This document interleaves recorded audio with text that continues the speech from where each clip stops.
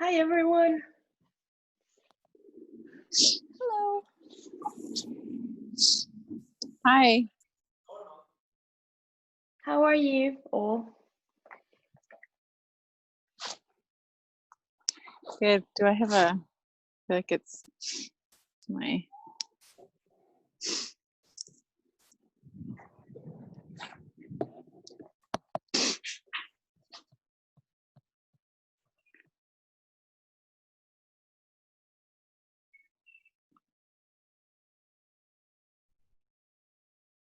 Hello.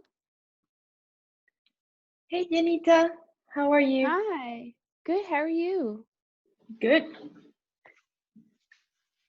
All good. I'm just trying to figure out if I've accidentally called in with my like a phone number, or I think it's just the audio.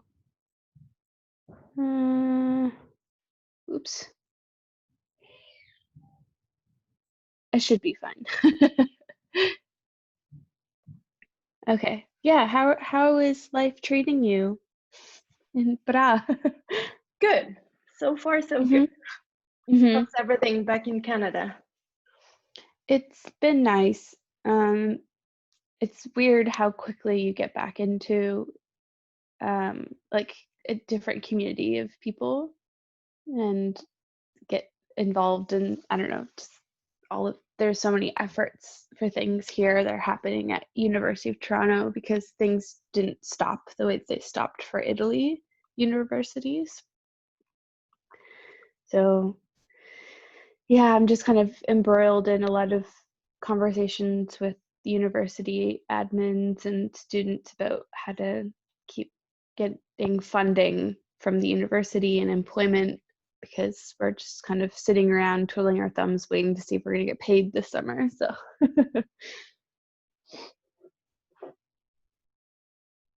Is that specifically for you as a PhD student, or it's like general? It's generally for PhD and MA students who have a funding contract with the university. So it's pretty common, mostly for PhD students, to have a contract across the board in North America. But part of that contract includes like teaching hours. And we don't know if we're going to be able to get those hours this summer, and if those funds will be met in different ways. And yeah, it's a very complicated situation because everything is interlinked. Of course. We're weird situations all over the world. Yeah. For every single sector. At this point, it's not the same kind of lockdown here as it was in Italy. Like, we can still go out and nobody's getting checked. Just things are closed. Yeah. And it's just like scary also to open your phone every day and see how many people are dying in Italy, and also around the world, but especially in Italy. Yeah.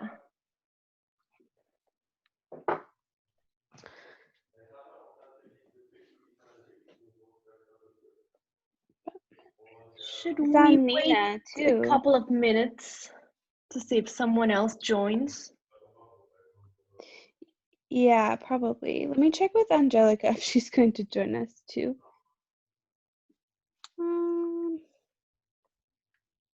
Looks like a lot of people are here, but both without microphone and video.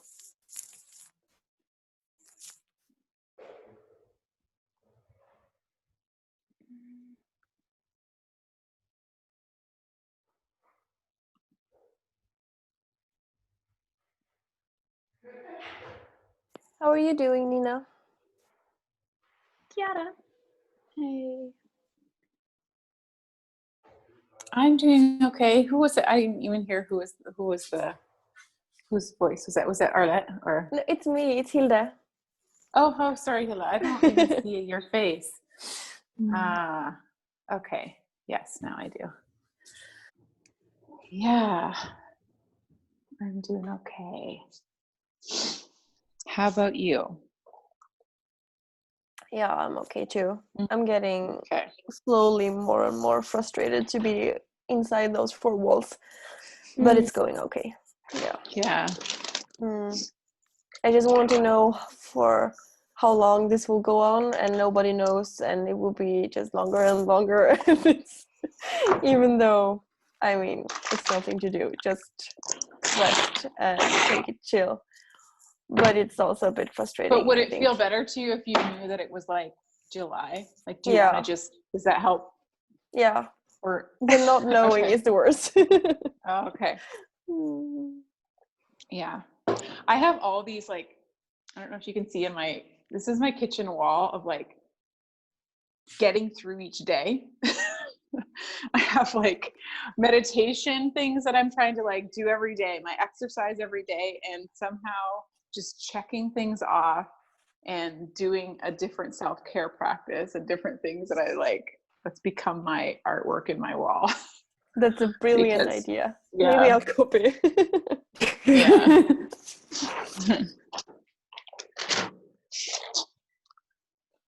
Well, hi to everyone. It's good to see some people around. Hello. Hello. We don't see you.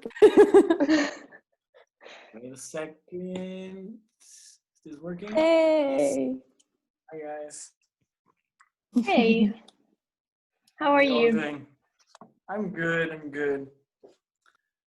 It's strange times, and it's strange I'm living at my parents' place again, which I kind of need to get used to. But yeah, it's strange times. So I'm happy to be around my family and to be in safety and to just, you know, also see the positive side of it, get some time for myself, trying to do some yoga, I'm like cooking as a maniac all day long, which is nice, but yeah, I really miss my life in Italy and in Bra and like connections with people and yeah. Mm-hmm. Well, it's going pretty well, I guess.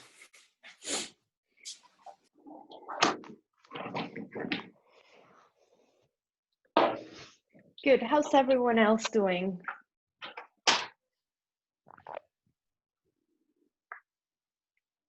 Here's Chiara. everyone. And I see you. I am. I just found out, but I wanted to join anyway, that a friend of mine probably killed himself 2 days ago. So I'm a bit on edge.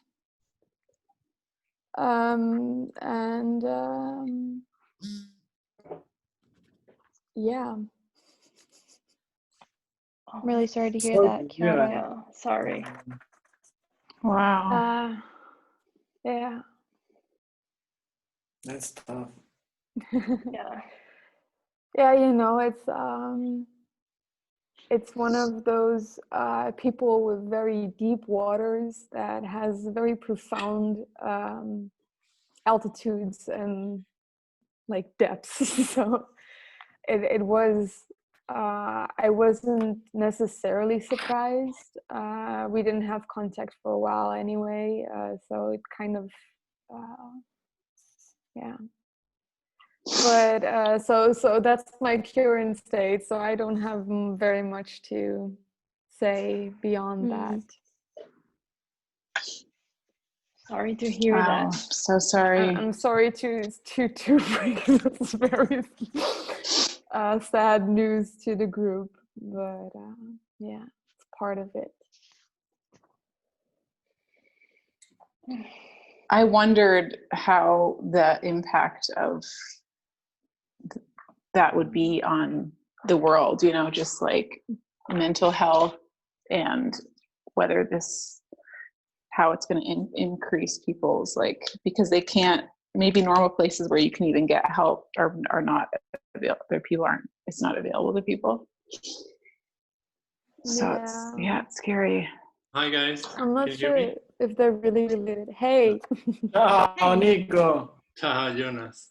Mm-hmm. Hi, do you guys know that there is a service that a former master student has? She's Sarah from Scotland. and she's currently in Genova, and she has she's a therapist, so everyone can actually contact her and have like some guidance through this tough time. We received an email, everyone received an email from her like a couple of weeks ago. Yeah. I read the email as well. It seemed like a very nice offer. Mm. Yeah. And I know she's very good, so good to know. Thanks for sharing. Mhm. Well, shall we get started? Mhm. Guess we're not waiting for, I don't know if someone else will jump in the conversation, but I think with that we can just start like thinking or probably sharing what are our thoughts about how food systems are going to be changed within the next few months, not only during coronavirus, but also like what's going to happen next.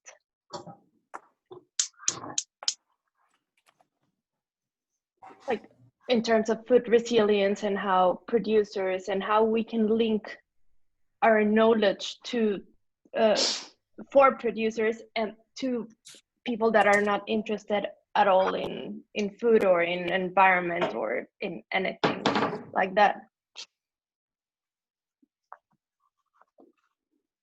It seems like all of like everybody, the first thing they think about when this crisis happens in different countries is the food. I've been thinking that at least here, food stores are the only ones that are still open. Food is the only thing you can get. But back home, like all the shelves are empty because people think that they will not have food. So they're just, and you know it from your home countries as well, that people are just stocking up with food. And I think I didn't read it myself, but I heard just recently that like people somewhere are buying a lot of chickens, like alive chickens, to breed them themselves because they want to sustain future like food security. And I was thinking maybe people will actually realize the importance of being close to your food sources.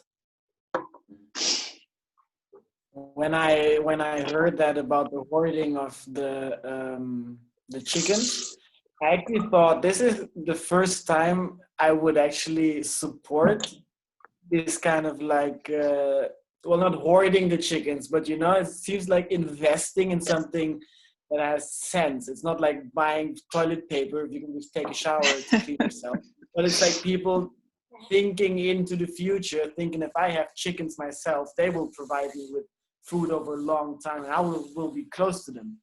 So if that would be an outcome of like one of all the outcomes that we will see, that would be very nice, you know, if people get in the garden again, if people, because people have also been buying seedlings, which is nice. And if it, and my mom's now she's now wanting to grow tomatoes herself. She wants me to help her making a herbs garden, and like, you know, and people get handy again. They go out into their gardens, they start growing food again. That could be a very nice change. It's a very positive point of view to like look on it. But yeah, maybe that's a point. I think also there's an interesting connection with the time aspect, but because now, I mean, it seems like a lot of the solutions that we have in our food systems are because they're time saving. So you can buy your ready packed, prepared everything meal, so you don't have to spend the time yourself. But now, like, the only thing that we all have is time. So maybe that's also a thing that like connects us closer back to the, maybe, I don't know, I want to believe that maybe people want to cook and create and grow and breed their food, but they don't have the time. And now when the time is available, maybe it's easier for some to come closer. Mm-hmm. Yeah, I totally agree on that. My father, he doesn't cook at all, and now he started cooking. And in Mexico, there is a very, very interesting initiative now that restaurants, like big restaurants that usually buy from local producers and have all these sustainable network of supply, what they're doing, it's like getting all the boxes of food and sending over to the people, and you can purchase it for a price a little bit higher than the regular supermarkets, but it's like amazing ingredients, and they send also recipes. So like these kind of different level of communication with the people that aren't supposed to cook in a daily basis, I think it can bring a very positive change. And this is a service provided by restaurants in Mexico, you said? Yeah, in Mexico City. Okay, amazing.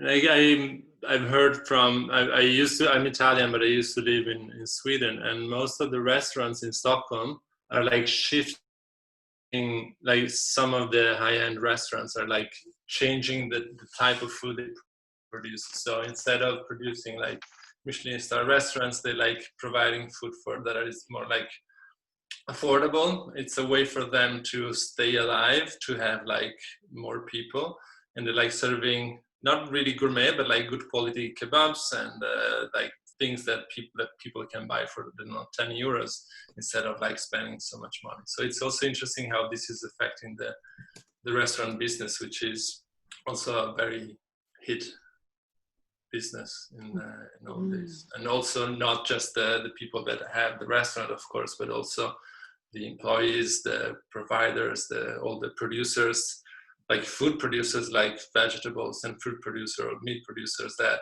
normally have a customer in a restaurant. I guess they also are lacking now part of their customers. So it's a beautiful initiative to keep everyone, not everyone, but like part of the actors in the system alive. I heard that a lot of, or I don't know if it's a lot of restaurants, but some restaurants in New York, because of course coronavirus is very intense there, and there's a lot of people working on a 0-hour contract. There's also a lot of food left over because restaurants, of course, cannot serve other people anymore, so they're giving out food packages to people that work in hospitality. That are on a, well, not only, I don't know the details, but people that work in hospitality that they don't because of the 0 hours, so they don't have any money to buy food anymore. So the restaurants that are now closed, they're giving them their leftover food, which I think is very nice, because what is now also happening, which is here in the Netherlands, is because people are hoarding food. It's not that the shelves in the supermarket are empty.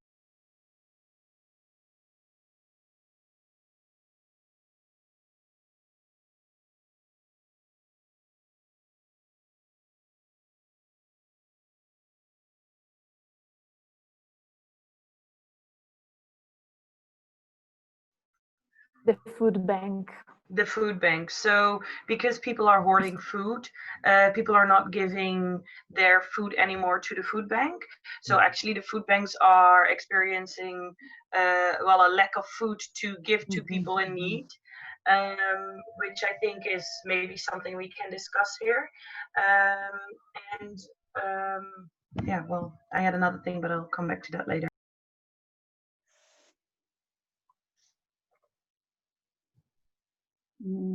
I also, this is like just another question that I wondered if anyone had heard about at all, my concern of the different borders being closed and, you know, workers, like farm workers, how they were gonna, if there was any, if any countries have made any exceptions for this, because I know a couple of weeks ago I still had heard that this was not happening, and, you know, what will be done. Okay. Yeah. So well, we're on top of it in Canada. Yeah. So they, like a couple of days after I got back the Prime Minister made an announcement that they were shutting down all travel to foreigners, and eventually the day later that became also Americans too. A little bit of a gray area. But then there was massive concern about how farms and greenhouses were supposed to be able to produce any food. So they made an exception, particularly for foreign migrant workers, and they also extended their contracts from 1 year season of work to 2, which is interesting. Okay. Really. So that they would stay in the country for 2 years, or They had the option of Okay. kind of making travel over a 2-year period back to Okay. Canada for different growing seasons as, I guess, an incentive also. Okay. We have. I've That's read very that. interesting. Yeah, sorry. Go on. No, go. I've read that Switzerland is like a lot of producer association in Switzerland are pushing on the government to like facilitate the paperwork for migrant workers and unemployed people, and all over like Europe is like expected. We are expected to have like 1 million less workers in the field because of that. And so this is really going to hit both like in terms of livelihood for these people, and also, but I think in a way it's also changing the perspective, the like normal people, not normal people, but like we have of like this migration phenomenon. And like it's too bad that people need this to understand how dependent we are on Right. people. But it's I don't know, it's one of the silver lining of this thing, like one of the positive outcomes, that we can understand how important we all are in this. Sorry, Jonas. Yeah, no, I absolutely agree with you that it kind of like brings up a big consciousness about how dependent our harvest is for, like how dependent our harvest is on foreign workers. It's a topic that the mainstream before has not really talked about.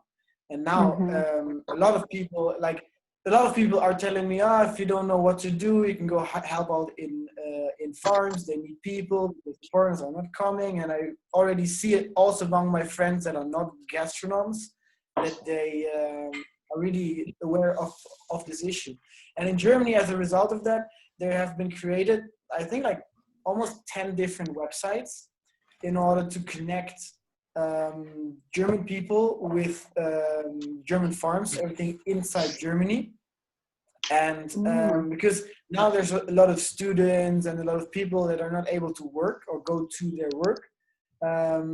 And people are trying, like different platforms are trying to connect them to German farms to try to provide farmers with people for harvest.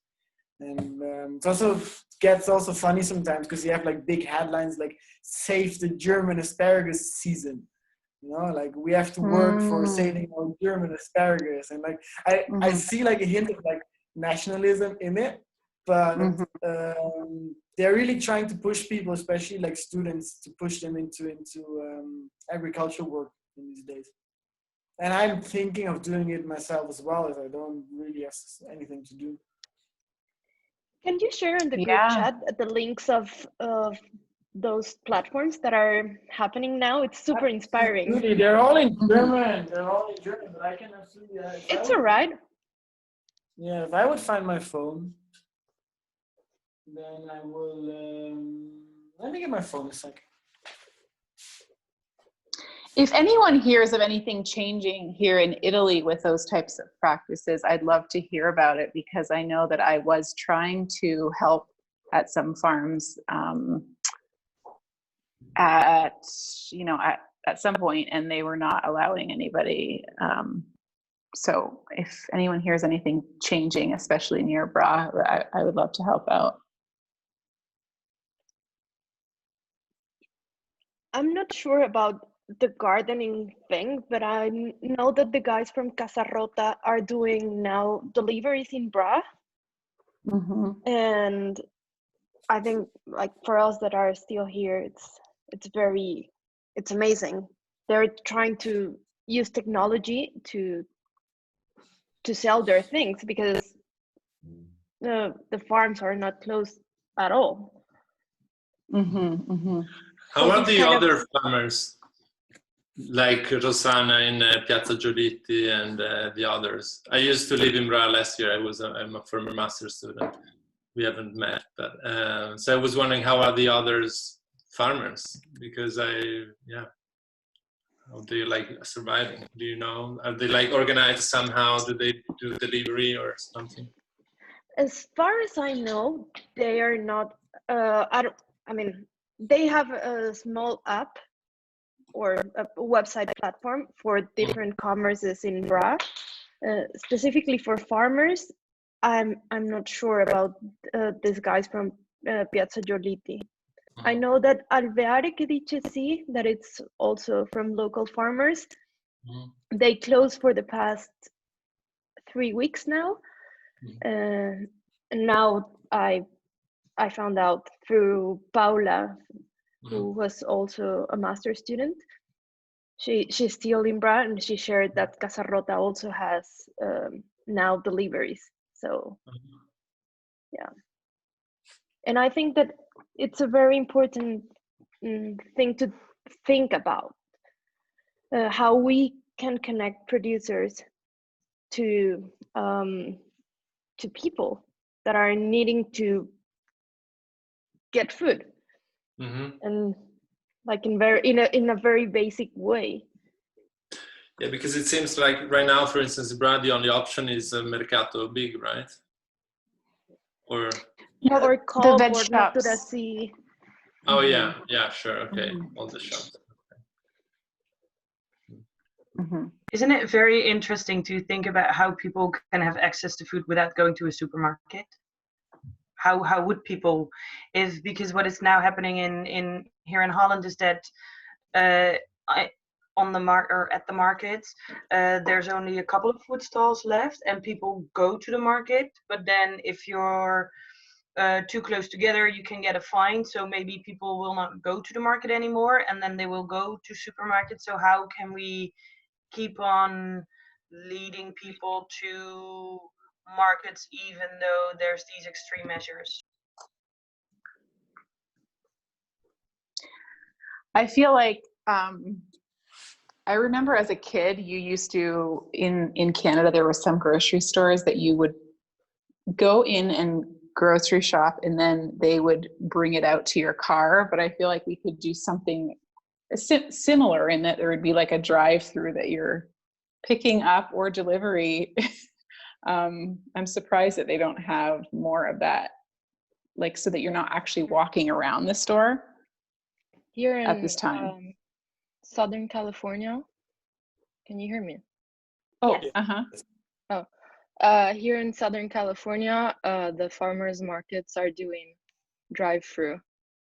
They are. As of last week, yeah. They've closed a bunch of them, and they've opened only a couple. And basically the cars just line up, and then somebody comes with a piece of paper, and you tell them what you want. You usually know your farmer or your vendor, and they go and get it for you. Yeah. Awesome. Where are you living, Amber? Right now I'm in Orange County. I was in LA, but we're all in lockdown, so I have relatives down here. Okay. Yeah, I used to start. I graduated last year. So, Okay. Yeah. I lived in San Diego for a while, so I just wondered if they're doing it as well. Yeah, I know that in LA they've closed them down completely. They say that LA is going to be the next New York, so that's kind of scary. Yeah. Just for quick information for everyone, I sent into the chat all the links to these German initiatives if anyone wants to like have a look on them. Cool. Yeah, they're there. And another comment that like I live on the border of Belgium, Germany, and the Netherlands, so it's also quite a particular situation because we cannot go to Belgium anymore, which is very strange for us. Because Belgium is like a 5-minute walk and Germany is like a 1-minute walk from my house. But on the Dutch part, we can still go to like farm shops and where we do our usual grocery shopping. We just have to wait outside and stand in line like a regular supermarket at the moment. And they told us for them everything is pretty normal. It's going pretty regular in terms of the amount of people that is coming. So that's really nice that the farm shops are not being abandoned and people still can go to their regular shops. And we also still, I don't know if we still have markets though, but yeah, at least like small shops are still open and running. I think this whole topic with the purchasing directly from a local farmer and either to a restaurant or to like a private customer is very interesting, and hopefully this kind of global crisis will change a bit in this situation, because I'm from Sweden and the market thing is not really a thing. You go to the supermarket to do your grocery shopping and you're not going to like a weekly market. That's not really happening. And there are only a few initiatives where like single farmers decided to join together and purchase, like sell their things in a smaller format, but it's not like here. It's very different. And I wrote my bachelor's thesis about the connection between local farmers and local restaurants who wanted to use the local ingredients in their restaurant business, but none of the two parties wanted to do the logistic connection thing with each other because they both were working more than full time and they didn't really understand each other's working hours and schedules and mindsets and everything. So although it looked very easy from the outside, like why can you just not go with the car to there and deliver your carrots, and why can you not go to there and pick up the carrots or whatever? But it was just so much hidden underneath the surface, like social structures that were like borders for this to happen. But now in these times, all of us really need the food and we rely on those who are close to us. So it would, I think, or I hope that this time will be an eye-opener for the need of this kind of systems. And I'm impressed actually by all the initiatives taken here by local farmers, although it's only a few, but like even me, I'm not speaking Italian, but I do get the information and I can pick up what's going on. And I think there's a lot of initiatives where farmers try to sell their food in other ways than a supermarket, and I hope it will expand even more after this.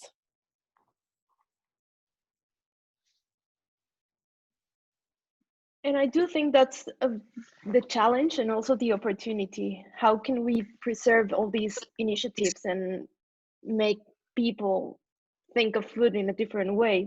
That's something that we all want to. So I think it's a very, very interesting opportunity.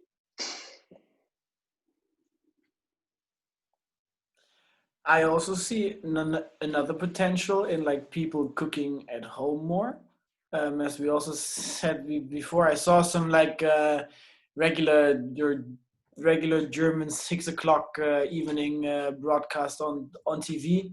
They're now having a show. It's called like Corona Cooking, and it's just this like TV chef just like telling people easy stuff to cook at home.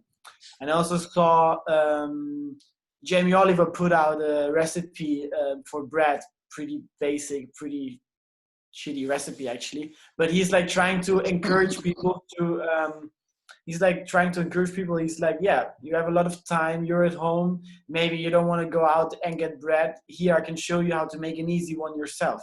And maybe from then, and like other TV chefs are now telling people like, now you're always like maybe watching me, not cooking what I do, but now you really have to have the time. Now really maybe get your hands in and start cooking again. So it could really encourage people to cook it up again at home, you know, that would be really nice. There are a lot of opportunities embedded in this crisis. I agree. Here in Bologna, the flour shelves are empty. A lot of people are like baking at home. And also like pulses. I hope they are baking and they're not. I hope they are baking and they're not just hoarding flour and then they don't know what to do. I wanted to bake and I couldn't get my hands on flour and I was really pissed. Back home, the flour. Part of Italy. Sorry. No, I'm just gonna add that also the yeast back home. So I do think people are baking, or we can hope so. But I've heard like here in Bologna you cannot buy 2 more yeast at the time, so only 1 is allowed, just to prevent people from hoarding. And like coming back to the local market here in Bologna, we have like what was the former slow food market, which is like a local food market now. And they sent out this morning the like the list of the things you can buy, and 250 orders were placed within like 1 hour and a half, which is the maximum capacity they can deliver. So I think there is like this time is showing to the market what people really want, also like this need for good produce and I think people is also understanding the vulnerability of the bigger food system, like the one based on supermarkets, which is the one that we are like normally more close to. So this is another opportunity, I think, within this entire crisis. And also, like I read that in the US, the production, not just production, but like the market for pulses, like beans, lentils, like skyrocketed, like 400% more than usual, because it's something that now people have more time to cook, which is also like something that normally is one of the downsides of pulses. It's cheap. People are not like that wealthier because a lot of people are like losing jobs, and also it's something that you can store. It just can stay in your house for like 2-3 years. So it's also interesting to see both what are the produce that like finish the fastest in the shelves, but also like what like the new choices, the new food choices of people. Do any people know that if we're talking about non-European countries or non-Western countries, what are people hoarding? Which staples are people hoarding there? Does anybody know? In non-Western, you said? I don't. Well, non-European or maybe where there's not the Western diet that we have.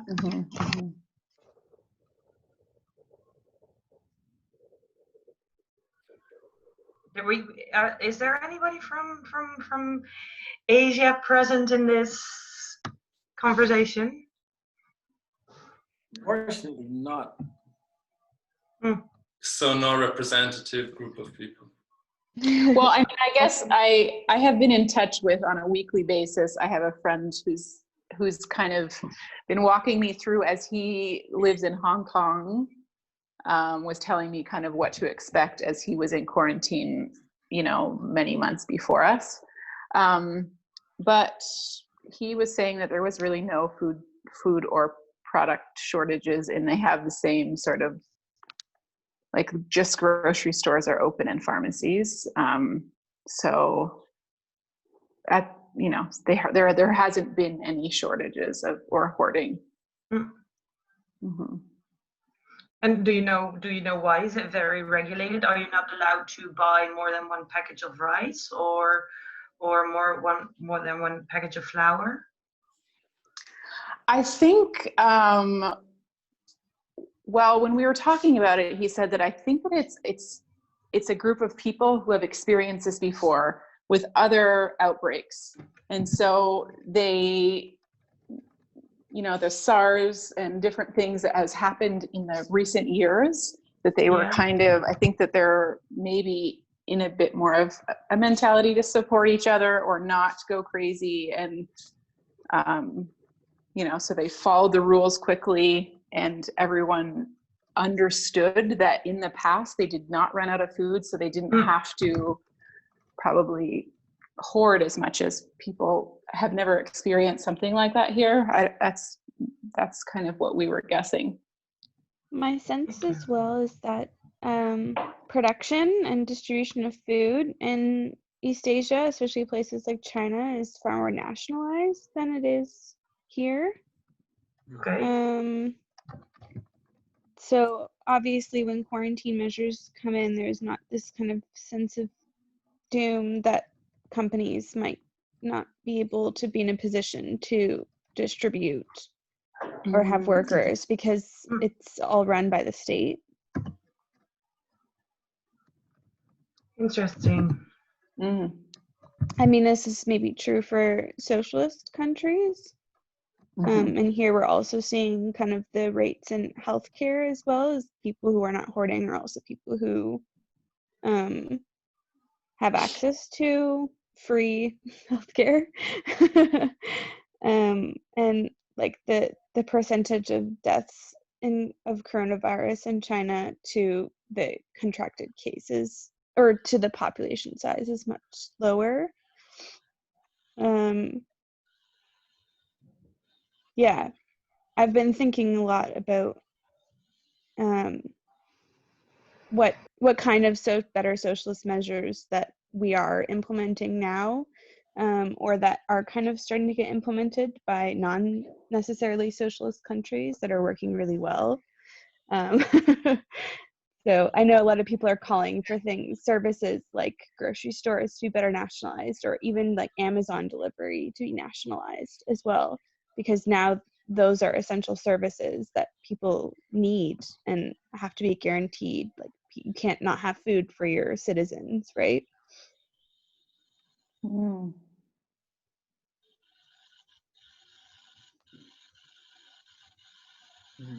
Another interesting idea that also connects to that is that a friend of mine from Colombia, she told me that about 40% of the Colombian population does not have enough resources to sustain themselves in this crisis.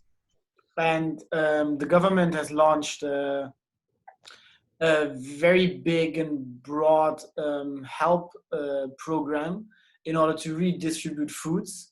And they have a food company where their company now is donating food daily to the food banks, and they're distributing food around Bogota and Medellin and the other Colombian cities. And also in Germany, or people have established a thing called the fence of gift. So there are a few fences in town where people just hang plastic bags with ready-to-eat food, like bread and dry stuff and fruits and apples and nuts and stuff like that.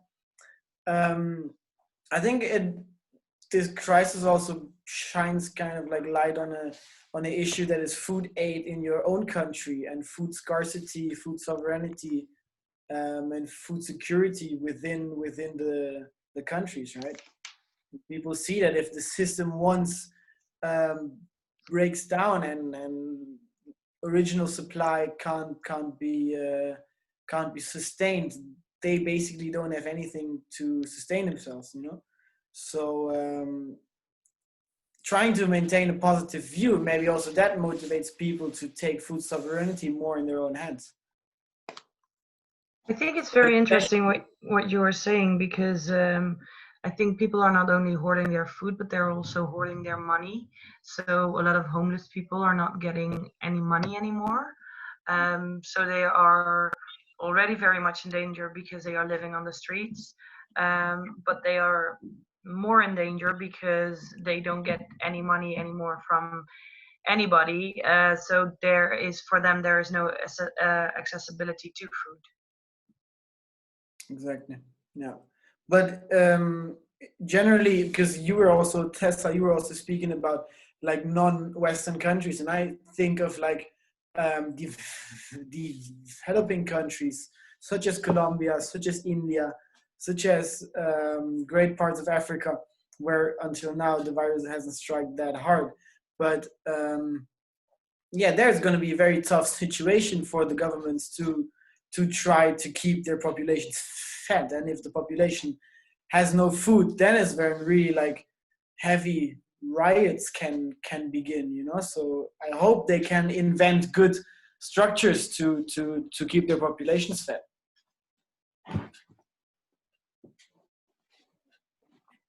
In Mexico, for example, the government is giving a lot of credits without any interest whatsoever to producers. So, I mean, we produce a lot for exportation. So they're kind of keeping all the farmer thing ongoing. And it's a very similar scenario as in Colombia, for instance. Like most of our population lives on a daily basis. Like if they with informal jobs, and if you don't have if you don't work that day, you don't eat that day. So it's a very similar situation. But how are they trying to kind of how are they trying to get the food to the people that need it? Because you said they're giving credits to the producers to not export their food, right? So they're trying to keep the food. Not export, but to continue their work. Ah, okay, to continue their work. Yeah. Okay. But are there any measures established from the government or from any organization to like get the food to the people that really need it? Like, how is that organized? I don't think there's a system built yet. As far as I understand, it's not. Okay. Well, a very interesting thing has happened in South Africa, where because they're small-scale farmers that are locally growing food in different communities, they do so informally. But then now, because the government has authorized the police to monitor the streets and the people, now the small producers are kept indoors, and there's it gets a little bit violent when people go out. What's interesting is that they allow people to go, people who work in big farms, they are allowed to go to work. And there's also like a way in which they take them from their houses to work. But I find it a little bit ridiculous that small producers that are local now, they are not allowed to produce. And what we need, I think, at the moment is for local producers to keep producing so that they can feed locally, in case that the big farms are not able to deliver, because normally the big farms or the supply chain is a little bit long. It takes a little bit longer until it reaches some people.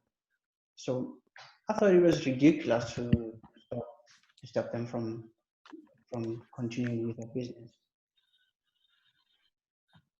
Absolutely. Here in Bra, for instance, supermarkets are open and markets are not. Exactly. Like, it's very hard to make decisions this way. Yeah, you are kind of like giving the industrial sector the monopole position, you know. But I also think from like a government point of view, it's very hard to organize a restriction that is very well suited for the whole population. So they kind of go for like general terms, which is easier. If they just shut down everything and leave supermarkets open for a government official, it's much easier to like to create that law or that like restriction, right? But I also agree with Calvin that like it's a strike against food sovereignty in South Africa and against resilience of the local communities, you know, which makes it which makes it very difficult for the people.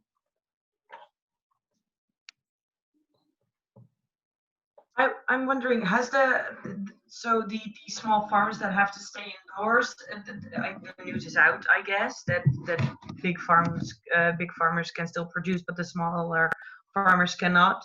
What are people saying about this? What is the response of people to this?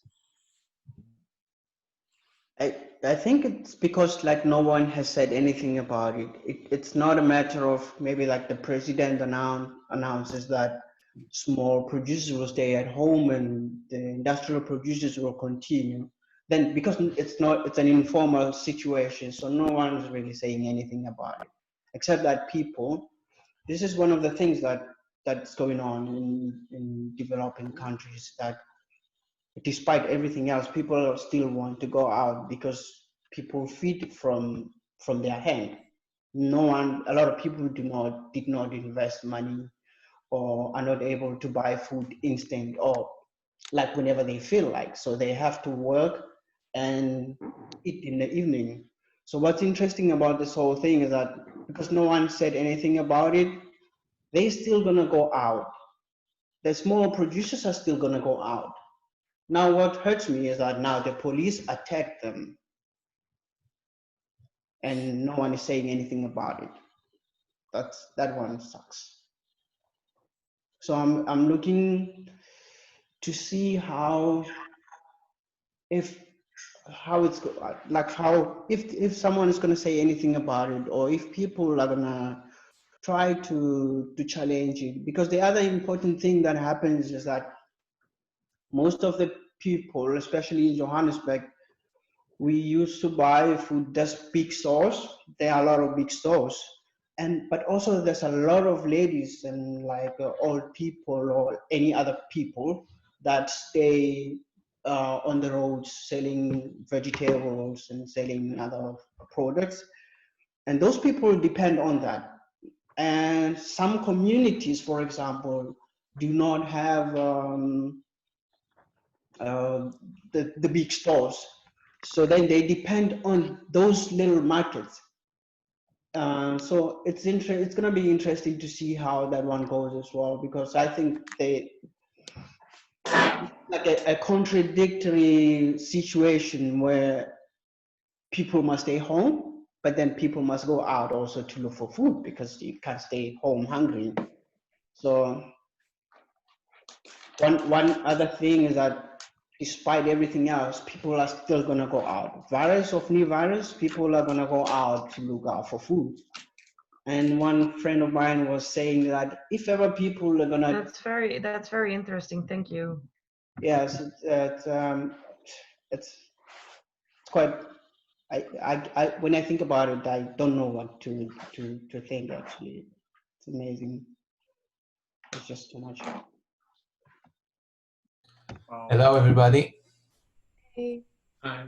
Hey, I'm sorry I need to I went back, so I didn't hear all the conversation, but I just want to say that in Israel now, the organic farms, the small one, I think that their work has become bigger because a lot of apps were created in the last weeks, like that you can order directly to your house, and like delivery to your front door has expanded enormously.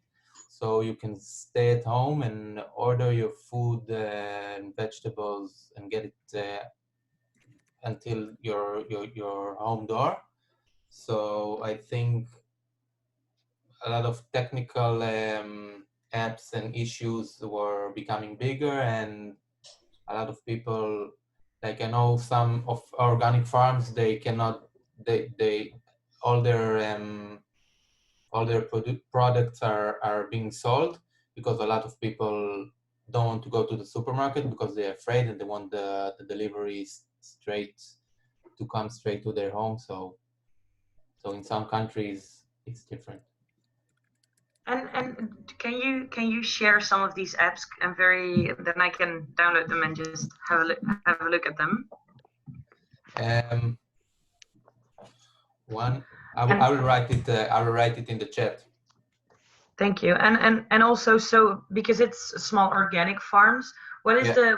the price to order food there? Is it accessible for all people or just for people that have a I fair don't know. share of money? Also, before I came to Italy, I used to get like an organic basket every week, and I know that it was like for sure not more expensive than if you go to the big markets, to the big supermarkets, and the quality is it's way better because you know it's organic and it's not frozen and defrost and all the things we study about.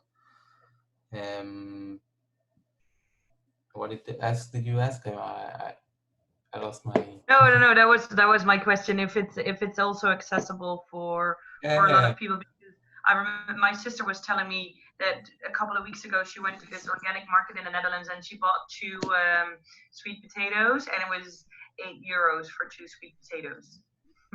wow. A lot of money. Yeah, I don't think that it's more expensive, and for sure it's more convenient because in Israel a lot of people are afraid to go to the supermarket. And do you know if there's also something, because I very strongly believe in digital food sharing and apps and but do you know if a lot of like elderly people, because today I heard that even my mom, who is not that old yet, that she is quite scared of going to the supermarket because she is 63, so she is in that well, older age. But and my mom, she is very good with an iPad. But is it do you know anything about people that are even older and are not very good with the like apps and stuff? Is there anything for them? I don't know. That's a good question because personally, I do all the delivery from the supermarket for my mother because the website is so full. It's like so many people are trying to order food, so the website is not working that good. So you have many problems. So, and I know from friends that their grandmother and grandfather ask them to do so, so they just do it for them because one time the credit card is not working and the address is not working and there are many problems because a lot of people are going at the same time. So the young people are doing it for their parents and their grandparents. So I don't know. I know I know. the municipality of Tel Aviv are doing a lot of deliveries for all the people. They bring them vegetables and a lot of volunteers bringing food to the older people. So there are a lot of like things going on in that area. Back home, the parents from my boyfriend are living on a countryside, and it's not a technical invention at all, but the local supermarkets have on their own initiatives started to take orders from older people, and then they make their own delivery like route when they drive home to all of them and deliver the food, and that's like ordered directly from the supermarket. And how did they do it? They go with their shopping list to the supermarket, or when the truck comes by, they hand in their shopping list? How does it work? I think they tell, I guess they phone or they send a list or something to Wow, the store, and then the store collects everything and then delivers it to the house. And great, they will probably pay by cash. great. I know, I don't know, the people that are still in Bra, I heard that there was also like a lot of deliveries are made suddenly in Bra. Do you know about it? Can you tell about it? And I also know that small producers also send stuff directly to the houses in Bra, like the butcher and vegetables and pizza. And so I heard that like in a month there was like a technology explosion in Bra because, as we all know, you can only get delivery for pizza like a month and a half ago. So if anybody can tell what's going on in Bra in that area, do you know about it? Yes, Yes. there has been a couple of people have been sharing a couple of contacts of people who deliver. One other interesting thing that I haven't ordered from anyone because the little supermarkets are right next door to me. But also I've seen a very interesting situation where there's a truck full of vegetables. It passes my house and they have a, how do you call this thing? The little thing that looks like a microphone, a loudspeaker. They have a loudspeaker and they tell they tell the kind of vegetables they have, and you can go out, but then they don't allow a lot of people coming out all at the same time. It's like one person go and buy, and then Oh, that's awesome. yeah. I only saw it like 2 times, and then I've never seen it again. I saw it last week. Maybe it comes once a week in different places. That what you're now saying, Calvin, could maybe also be an opportunity for the communities we've just spoken about. You know, maybe communities in rural areas that don't have supermarkets, or maybe if their small scale producers could unite and maybe find a truck and a speaker and just go around town and sell their vegetables in areas where people maybe don't have access to supermarket, you know.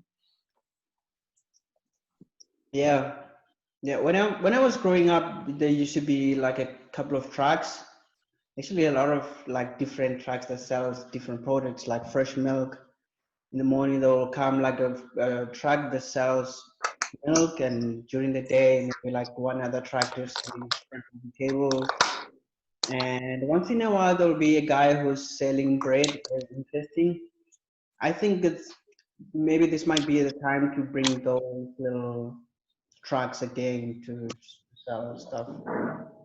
It might be a good opportunity to bring them back, because then there were what I liked about it is that there were people who were selling were people that goes out of the community to get food from the farms and bring them in a community. But what's going on now is that ever since the big supermarkets came into the places, into the villages, now people, those small mobile markets died. Maybe this might be a good time also to bring them back, also to bring some sort of an economy to people. So as opposed to supermarkets, I mean.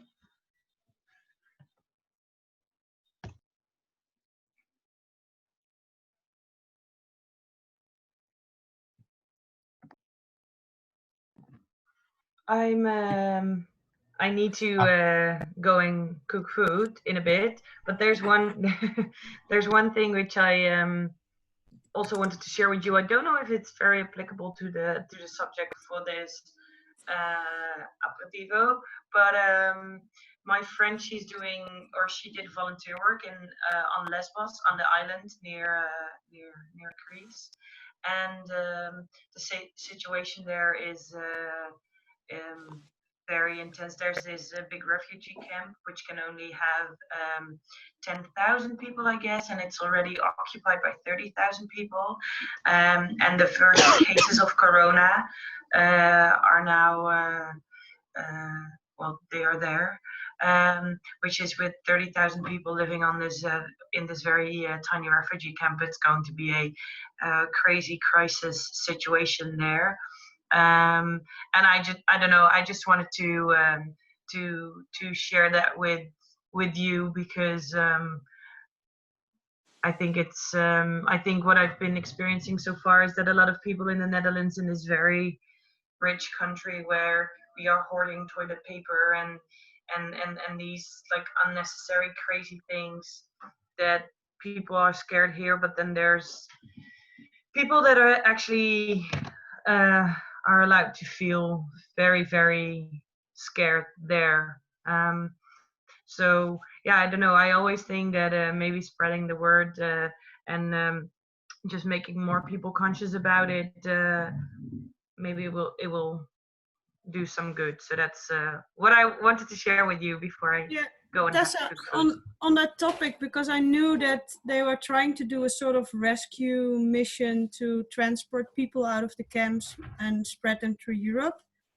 And the last news, which is probably already a week ago, I read about it, that especially the Netherlands was in the way of this plan. Do you know if anything's changed, or you have any recent? The only thing what I know Yeah. so far is that there's been that they wrote a letter to the government to make sure that it's going to be a topic that's going to be discussed in Parliament. But I don't know what you're saying now. That's new information for you, so I wouldn't know. Yeah, it's just crazy that you have all of these initiatives here about taking care of other people and taking care of each other and supporting the people that deserve it. And I love that the good thing of this virus, if I can say that out loud, is that people, yes, are more considerate of each other. So I think it will, well, at least what we're seeing now is that people are kinder towards each other.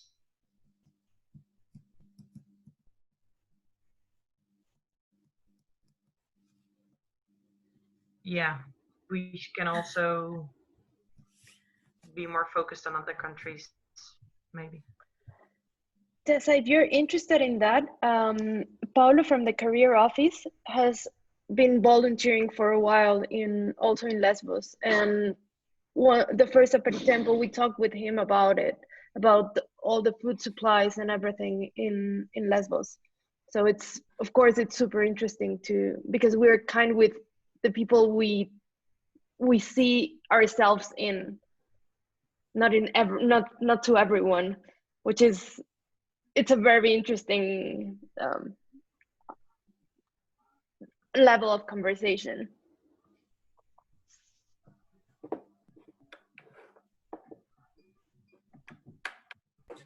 I have a question for everybody. A lot of my friends started to cook suddenly, like people that never cooked before. Like they cook 3 meals a day and they text me all the time what to cook and how to cook and what to buy and how to make things. Do you get the same things from your friends also, that people that didn't cook started to cook suddenly? I don't have friends who don't cook.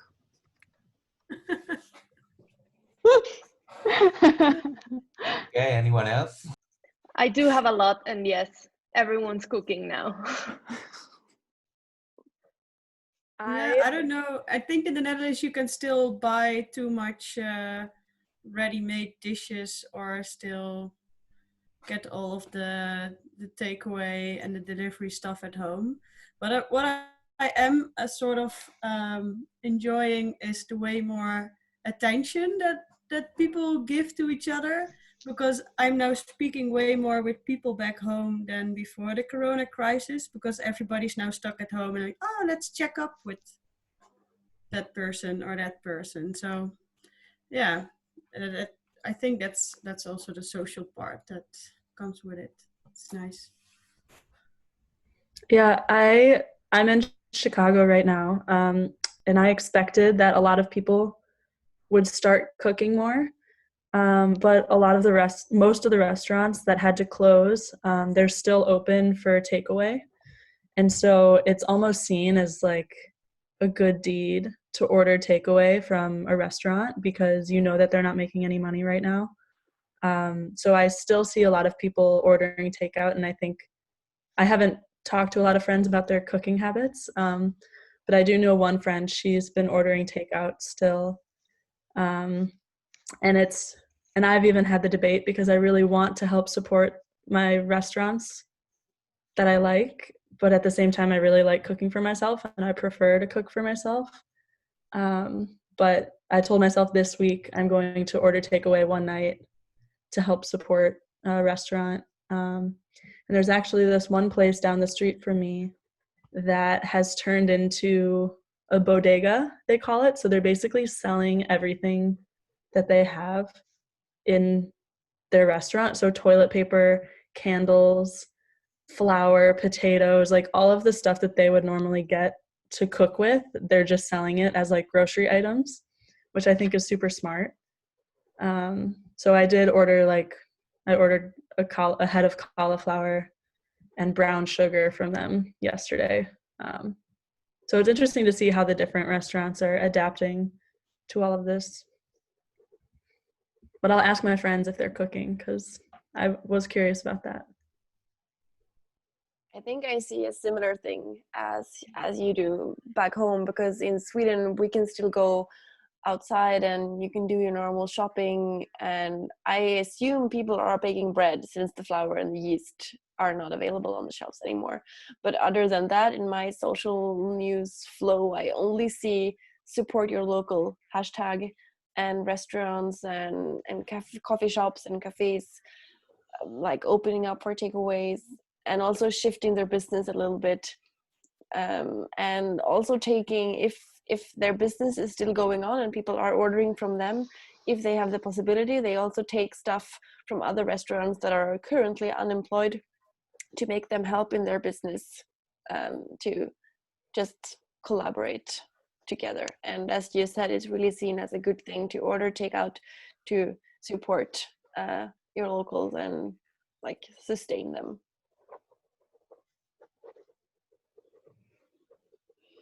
One thing that I like about what's going on right now back home is that the fast food chains, which is the whole of South Africa is very much infested by your KFCs and McDonald's, that all of them are closed now.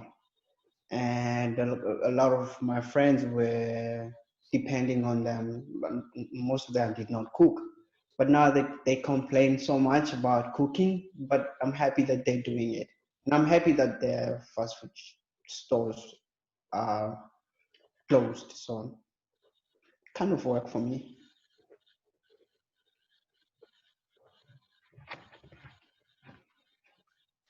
I've seen from back home a lot of restaurants or even small, not high-end restaurants, that they're doing what I said before, like sending all these package of vegetables and with recipes and stuff. But small restaurants, like local trattorias, for instance, they're sharing the recipes and like encouraging people to cook at home. So that's also very nice. And also they're encouraging people to buy kind of like a prepaid meal, even in very, very small restaurants. So that's also a good thing of how they are building within their communities. And also a little bit outside of the food topic, but still within the collaboration topic, I just recently heard from a friend whose mother is a coordinator at the big hospital back home. And she told me that because of a lot of flights are canceled, all the staff working in the airplanes don't have anything to do. So they made a collaboration between one of the like Scandinavian airlines, and the staff who wanted to, they can, instead of working in the airplanes, go to the hospital and they will get the most basic education on being a nurse. So they can like provide food and check the temperature and do the most basic easy things, so that the nurses can do the more demanding jobs. And I thought it was a beautiful collaboration and really a good way of making sense of the situation.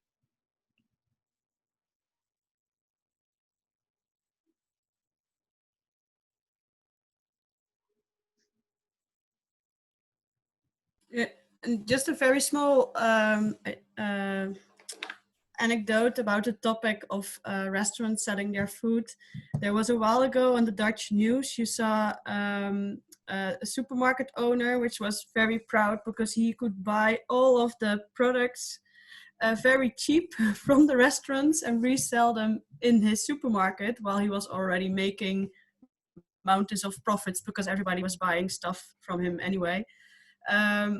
so that annoyed me a bit. This was also like the other direction, to sort of profit out of a situation of restaurants, and then also even being proud of doing it and standing in front of national television and saying, oh yes, we did this to support our local restaurants. Like, no.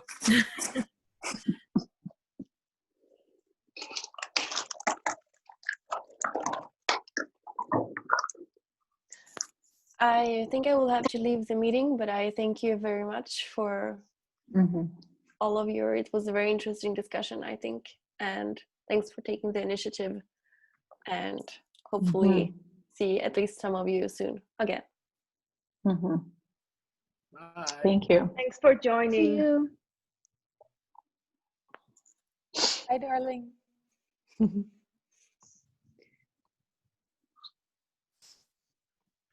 Does anyone wants to share something else or bring the discussion somewhere?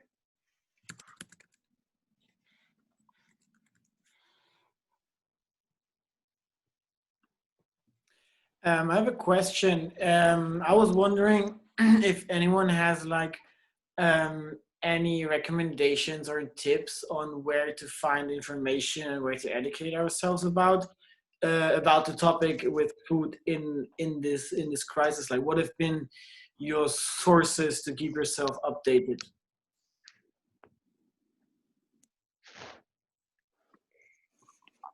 Specifically about food? Yeah. Well, I mean, I can, yeah.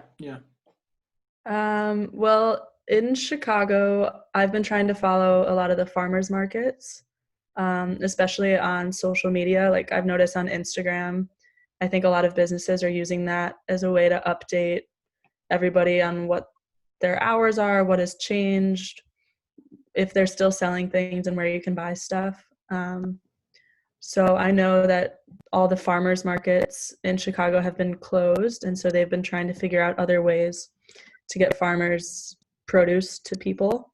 So one market was able to move it online, and I think they're all still kind of struggling, but I've found that Instagram has been very helpful in learning what everything is doing in terms of local food distributors. Yeah, and that kind of leads you down a rabbit hole of other links and resources. Okay. Thank you. I'm posting on the chat. It's a Google Docs document with a list of articles that I managed to have through a friend. It's like people from Michigan State University, and there's like something like 40, 50 kind of up-to-date articles about food and the coronavirus. Check it out if it works. It should be open. So thank you, Nico. I'm looking at it right now. It's amazing. Thanks for sharing that. Of course.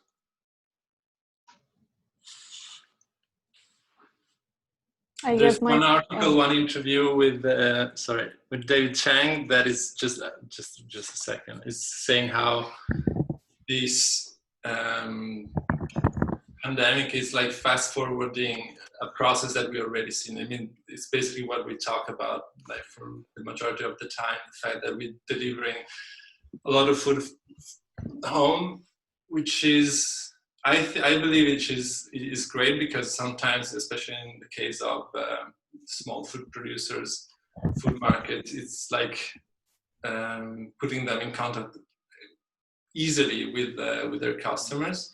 But at the same time, when it comes to restaurants, and it's just distancing ourselves a bit more from the food production, the food consumption.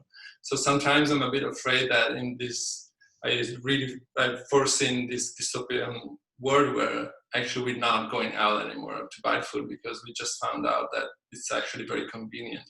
Hopefully it will be like the social aspect that will kick in and made us still willing to go out. But this is, as he says, it's something that it was supposed to happen maybe in 20 years, but now happened really very, very fast. And yeah, for consideration. Yeah, it's very interesting that you have this mindset that people think about the amount of hands that a product has been through till it reaches its destination. So that really puts a focus on more local producers who have, of course, less contact moments. It also puts focus on materials, because now we know that, for example, surfaces like plastic are a longer carrier for viruses, for example, and wood and paper are less, which is also very interesting development. The only thing that I dislike is that you sit on your ass at home all day. So I would really hope that the markets would open. That would be my hallelujah moment. If this oh, sorry, Eva. Sorry. Ja. Hoe noemt je Sorry mij? voor de name. Ja, ik noem je Tessa. Sorry daarvoor. Het is met een E en een dubbele letter. Sorry. Do you have a link to this information about the packaging? Because I haven't come across that yet. Yeah. But I can send it to you because it's probably in Dutch. I also had a very interesting article about reusables and the material that's used for it, like bamboo and all that kind of stuff, is very sort of virus free. And copper had very good numbers out of it also. And Ayurvedic medicine, they have like a tongue peel where you peel your tongue with a copper kind of tool to detoxify your body also. It's said to pull out toxins. Yeah. Fun side note. Yeah. We use copper kettles for distillation of the herbs, which we use to make the oils. I don't know, it's probably also because of the aspects it has.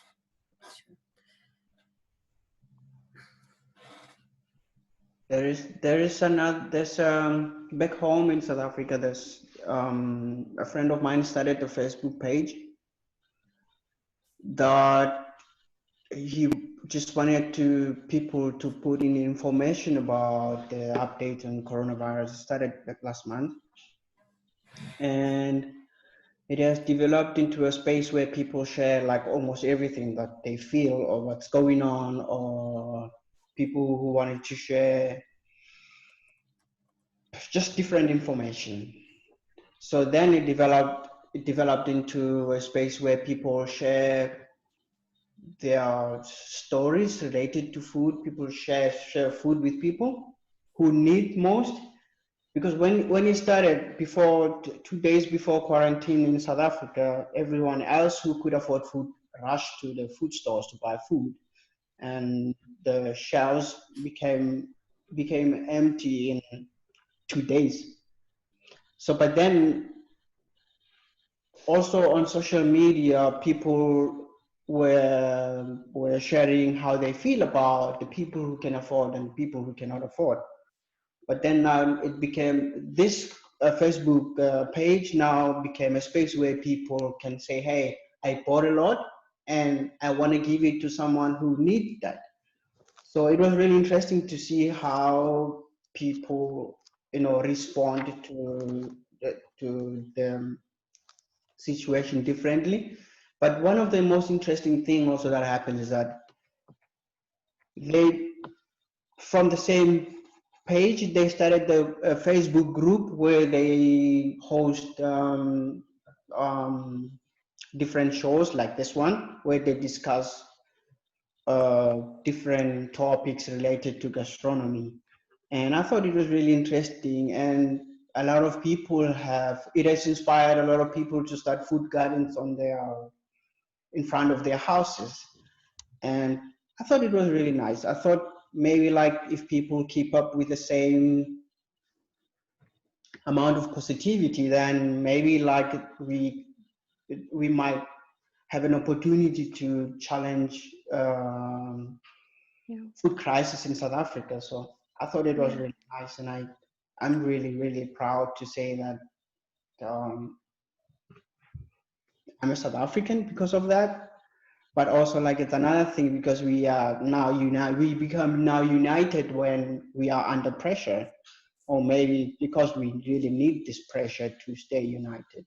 It's really interesting. There's been a similar, oh, go ahead, Calvin. Yeah, I would like to see where it goes. And there's been similar efforts in the US for people to think about planting their own gardens. And I read this article that, like, similar to how all the toilet paper is gone in the supermarkets, people have also bought a lot of baby chickens, and that, like, all the people that hatch chickens, they're all sold out. Like, they don't have any more chickens to hatch, which is interesting. I've thought about it as well. I feel like I need a good egg hookup in Chicago. There's not good eggs here. So I'm like, I joined a Facebook group called Chicago Chicken Enthusiasts, and I think I got a guy to get me eggs. Yeah, it's interesting how we're trying to provide for ourselves, like trying not to rely as much on the institutions we've come to depend on.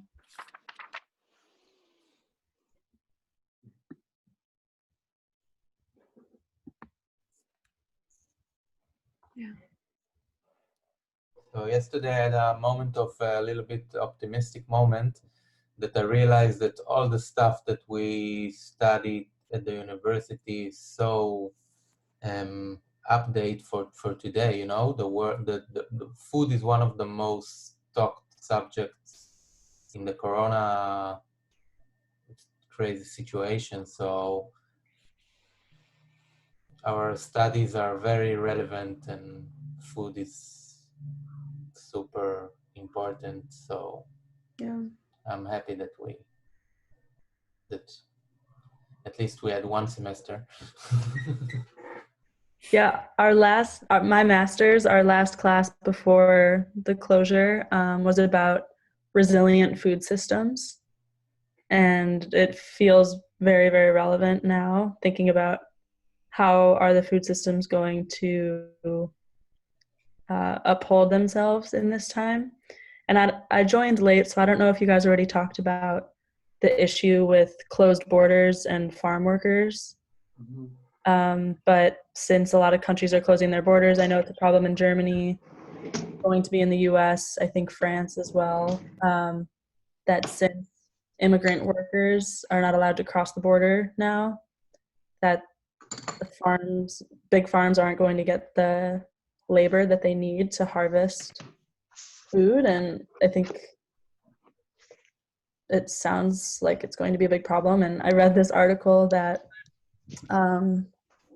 I think Prime Minister of France was calling for all of the unemployed people, like all the restaurant workers, to go work on the farms because, I mean, they're available and there's a big need on the farms, which I think would be a really interesting solution, which would have a lot of complications as well. Like, people have to be willing to relocate to rural areas and things like that. But I think in the upcoming weeks, it's going to be an important problem that needs a solution. And I think this will shed lights on a big problem, even bigger problem that we have in agriculture, not only in Europe, but I guess in the US too, which is like this new, like modern forms of slavery that we have in the agri-food business. Because I imagine that if someone like from a more like privileged situation, like a person that works in a restaurant, will have to work in a field of tomatoes, I mean, you will realize how big is the difference between like work condition, payment, salary, labor rights. And I mean, if people are to be paid a fair price for the job they do in the field, then we will see also a growth of the prices in like anything, like artichokes, tomatoes, anything. It might be an eye opener. I don't know. I really hope so. Yeah, I really hope so, because we are like, most of our systems are based on exploitation of the people, of the most vulnerable people, of the most vulnerable environments of, I mean, we're based on exploiting someone else. So I think I hope that this changes. How do you think I think there's a lot of things that we want to change after this. How do we ensure that we don't just forget about it when this is over? I know a lot of people on Twitter platforms who are seeing all of the kind of sweeping changes to things that we always said were impossible, like healthcare tests and treatments becoming free for people, or for homeless people to be sheltered in hotels. And I think it's like good to remind people going forward, like, you thought this was impossible, but we made it work. So obviously there's something wrong with a system in which people say it's impossible, but in reality it's extremely possible and extremely necessary. So a lot of people have kind of been keeping these tweets and these like call outs to businesses and hotels and even like grocery stores to remind them when, you know, this situation transforms or changes again, that they have a duty to respond to the fact that, oh, this was actually possible from the beginning. You just chose not to, and you normalized it, right? Yeah. I want to make a quick intervention. I just got an email from the university. It was sent out at 6:15. I don't know if people of you have already seen it. I just scanned it, but it's basically saying that the Italian government foresees a state of national emergency through the month of July. Which, I mean, the master students got an update as well about our classes. What did it say? Because I only got the undergraduate email. Master's classes will be held online indefinitely. Really? Yeah, that's the same announcement we got in the undergrad. But the masters haven't had any classes up until this point. Yeah, so they'll resume on April 15th, but online, like Jonah said, it's expected to continue till July. But the study trips are not canceled, they're on hold, and we're going to have classes through September. More details to come. Wow. If you haven't read the email yet, there's like an FAQ sheet attached. Oh gosh. With answers about like apartments, what to do with your leases and stuff. Oh my Has anybody made any decisions if they've gone home? Like Herbie, you're in Chicago. Are you still paying rent? Yeah. Okay. Like half my stuff is still there. Yeah. Yeah. Lots of decisions to be made in the next few days. So is that addressing mainly master students or for everybody? I mean, the email, is it addressing only master students or it addresses everybody? No, I think the one that Jonas proposed, it was addressing also the undergrads and the triennale and the, what's it called, magistrale and everybody. Okay.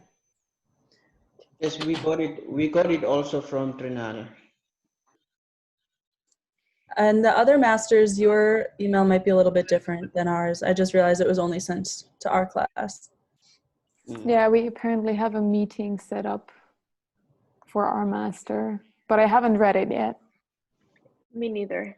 But we have tastings and all that stuff during this part of the... And workshops. Yeah. All the online Let's make bread online. How have the Triennale classes been going online? Oh yeah. Before you answer, I wanted to ask for because I noticed that we from Triennale, it's only me, Enoch, and Jonas, and I was just wondering how other people feel about the online classes, and if it makes like a difference, if it's really going well for them. I think apart from the undergrad, no, like I think only the undergrad and the magistrale have had online classes till now. The masters haven't had anything. Am I right? No. Yeah, haven't we had 1 week of online classes when classes were canceled, like one of the first weeks, but that was it. Okay.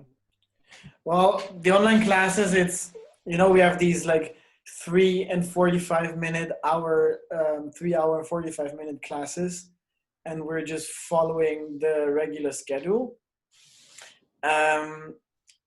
It's tough. It's tough. There are some, I mean, it also depends from class to class.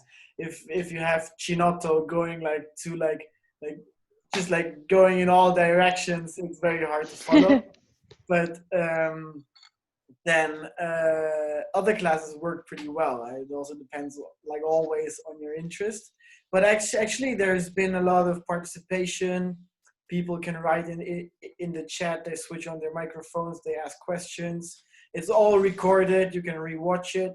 Like it has some good parts. I'm also happy if classes start again, so I get some regularity back into my life, which is also nice. But yeah, I'm happy to have classes in these times. Although I would prefer to have them in Bra, but yeah, it's not as bad as it sounds, I'd say.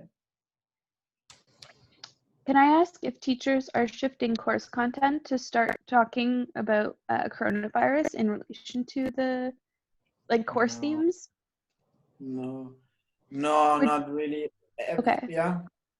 Well, I was wondering if that's something that students would like, or is this or would that be too much focus on the situation? Do students I believe it also depends on the course. For example, for food history, you could also compare it to other situations. But for now, the courses, they all have a syllabus. And people are following that mostly. So it's not really it's not really a topic of content. And would you, as a student, personally want to maintain the syllabus to maintain regularity, or would you like professors to be more to be incorporating this situation more into their teaching? I think a balance can be nice, but I don't know. Also, mentally, it helps me to just dive into food technology and not think about the coronavirus for a second. But on other topics, I mean, we also created a group with our sociology teacher to discuss about the current situation from a sociological point of view. So I don't know, if subjects allow to, I think it can be a great opportunity. But I also think if the content would be fine, like the new content about coronavirus, but just like we are no longer having the conferences, which would be nice online. So there is no need to for presence, nothing. Whoever wants would attend. So coronavirus wouldn't be bad, and other new subjects about society. But that's one of the things that are missing that I think would be better if they were still going on.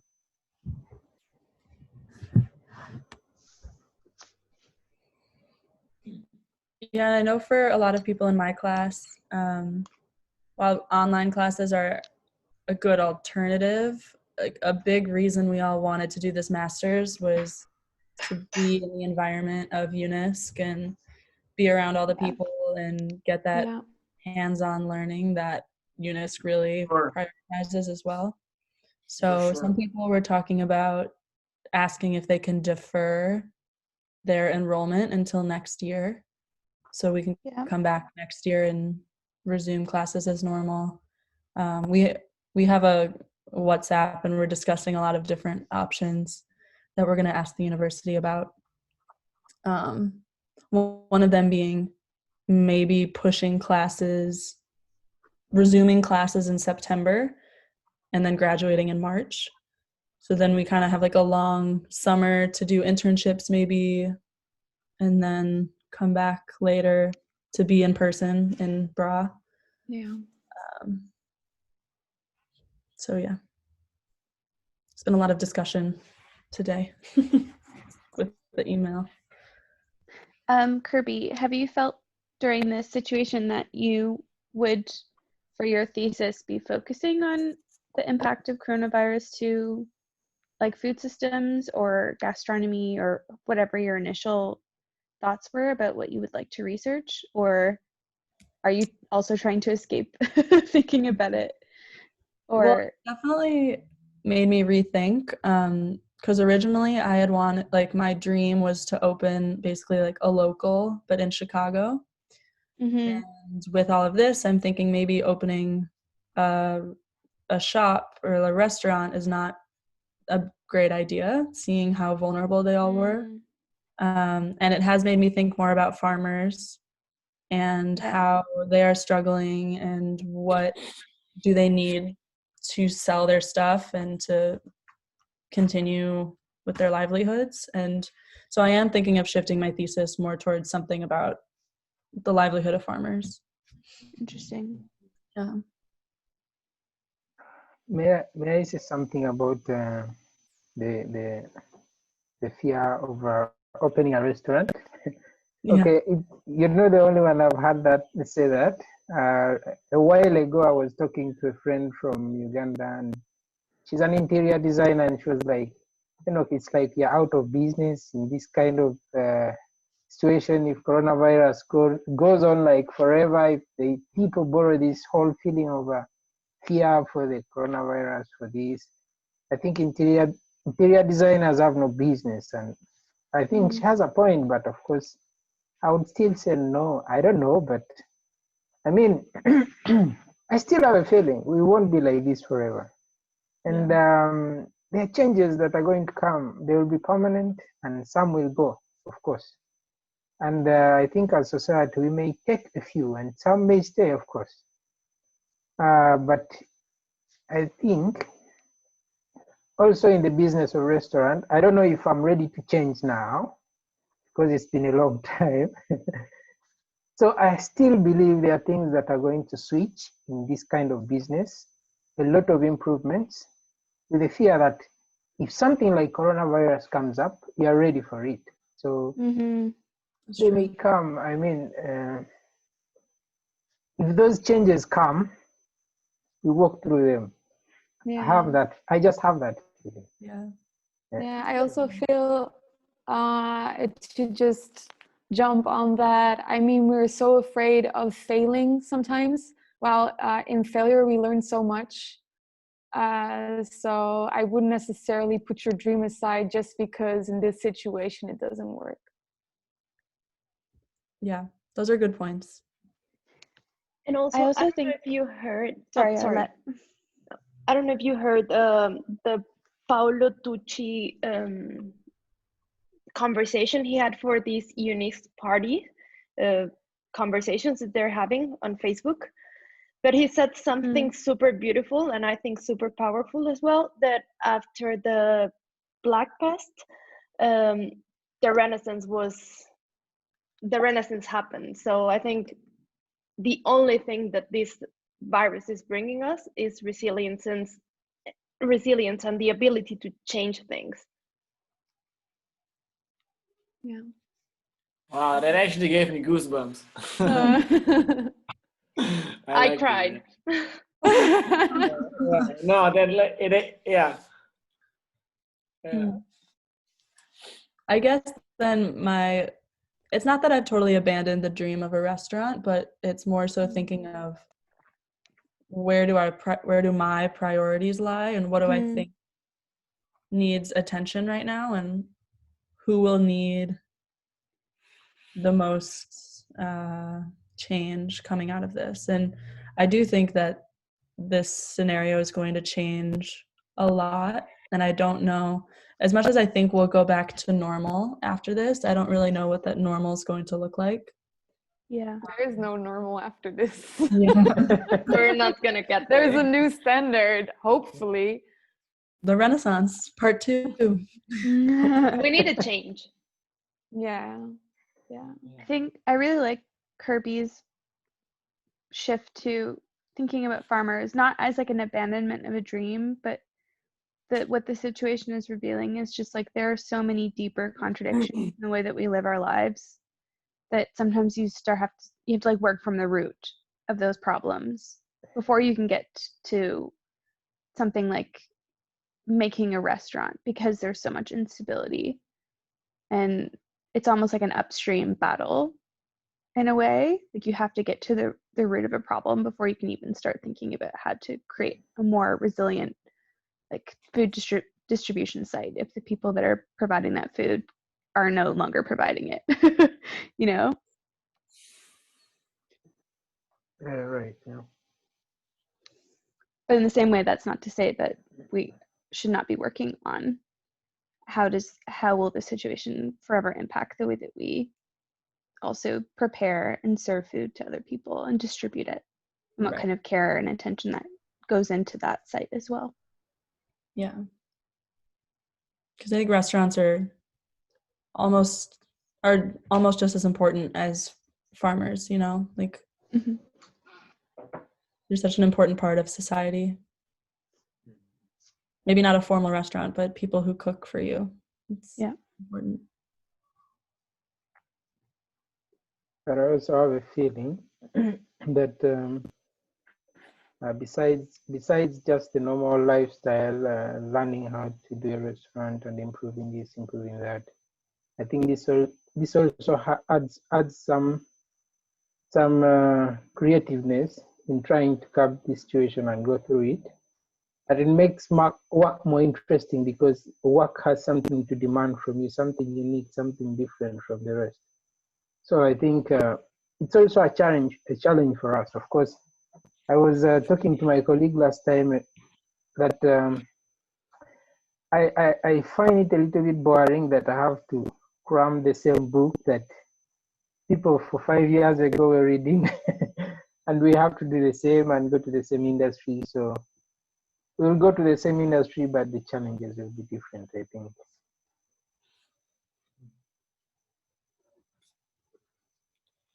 Guys, I unfortunately have to leave you as the sun is setting above Germany, and I'm gonna make some dinner. It was really nice to see some familiar faces and to talk to some people about this interesting issue. And yeah, I'm very much looking forward to the next Aperitempo. I hope to see you all in person again as soon as possible. Ciao. Nice